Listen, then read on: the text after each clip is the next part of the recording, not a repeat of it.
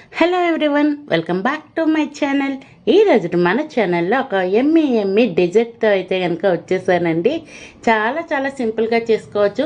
ఈ సమ్మర్లో అయితే కనుక చాలా బెస్ట్ అని చెప్పవచ్చండి. ఒంట్లో ఉన్న వేడిని తగ్గిస్తుంది, అలాగే టేస్ట్ బర్డ్స్కి అయితే కనుక మంచి రిలీఫ్ని అనేది ఇస్తుందండి. చాలా చాలా సింపుల్గా చేసుకోవచ్చు. కేవలం 1 కప్పు సగ్గుబియ్యంతో అయితే కనుక ట్రై చేశాను. ఒకసారి మీరు కూడా ట్రై చేయండి. అలాగే మన ఛానల్ ఇంతవరకు ఎవరైనా సబ్స్క్రైబ్ చేసుకోకపోతే ప్లీజ్ అండి సబ్స్క్రైబ్ చేయండి. వీడియో నచ్చితే లైక్ చేయండి. మీ ఫ్రెండ్స్ అండ్ ఫ్యామిలీ మెంబర్స్కి షేర్ చేయండి. అలాగే వీడియో అయితే ఫుల్గా చూసేయండి, ఎక్కడ స్కిప్ చేయకుండా. ఇక రెసిపీ స్టార్ట్ చేసుకుందాం. దీనికోసం అయితే ఒక బౌల్ తీసుకొని 1 కప్పు వరకు సాబుదానా అండి సగ్గుబియ్యాన్ని తీసుకున్నాను. ఇందులోని ఈ సగ్గుబియ్యం ములిగేంత వరకు వాటర్ వేసేసి ఒక 1 అవర్ పాటు పక్కన పెట్టేయండి. ఇలా పక్కన పెట్టేస్తే ఏంటంటే బాగా నానుతాయండి. చూస్తున్నారు కదా, నేను 1 అవర్ తర్వాత మీకు చూపిస్తున్నాను. బాగా నాని ఉన్నాయి. ఒకవేళ మీరు వేసుకునే వాటర్ సరిపోకపోతే మధ్య మధ్యలో చూసుకొని కొంచెం కొంచెం వాటర్ వేయండి. ఆ వేసిన తర్వాత ఇలా 1 అవర్ తర్వాత చేతితో బాగా స్మాష్ చేసేస్తే ఇలా ఒక పేస్ట్ లాగా అయితే రెడీ అవుతుంది. దీన్ని కూడా పక్కన పెట్టేయండి. నెక్స్ట్ అయితే స్టవ్ వెలిగించి కళాయి పెట్టుకొని ఇక్కడ నేను ఒక 3/4 లీటర్ వరకు పాలు వేసుకున్నానండి.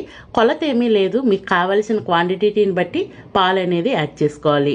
అలా పాలు అయితే కనుక రోల్ బాయిలింగ్ అయ్యేంత వరకు మరిగించుకున్న తర్వాత ముందుగా మనం పేస్ట్ చేసి రెడీ చేసి పెట్టుకున్నాం కదా, వాటిని అయితే నేను వీడియోలో చూపించిన విధంగా చిన్న చిన్న బాల్స్ లాగా అయితే రెడీ చేసేసి ఈ మరుగుతున్న పాలల్లో వేసేయండి.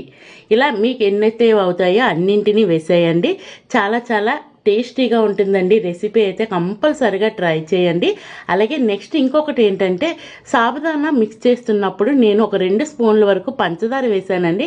ఆ క్లిప్ అనేది మిస్ అయింది.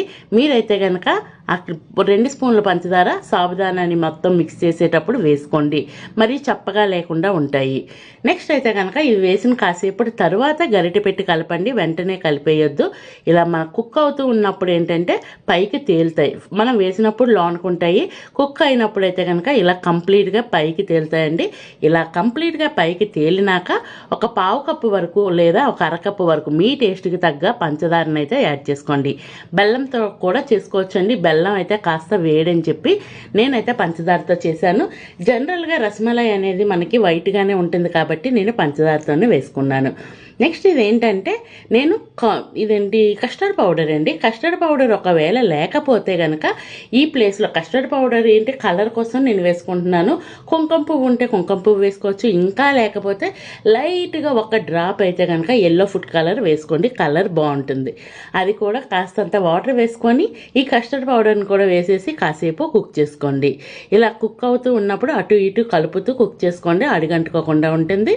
అలాగే ఒక మంచి ఫ్లేవర్ కోసం అయితే కనుక ఒక 1/2 స్పూన్ వరకు ఇలాచీ పౌడర్, అలాగే 1 స్పూన్ వరకు నెయ్యిని వేసుకోండి, కమ్మగా ఉంటుంది.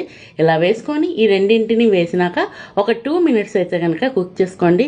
ఈ ఫ్లేవర్స్ అన్నీ ఆ వంటలకు బట్టి భలే టేస్టీగా ఉంటుంది. మీరైతే ఖచ్చితంగా ట్రై చేయండి, అందరికీ నచ్చుతుంది.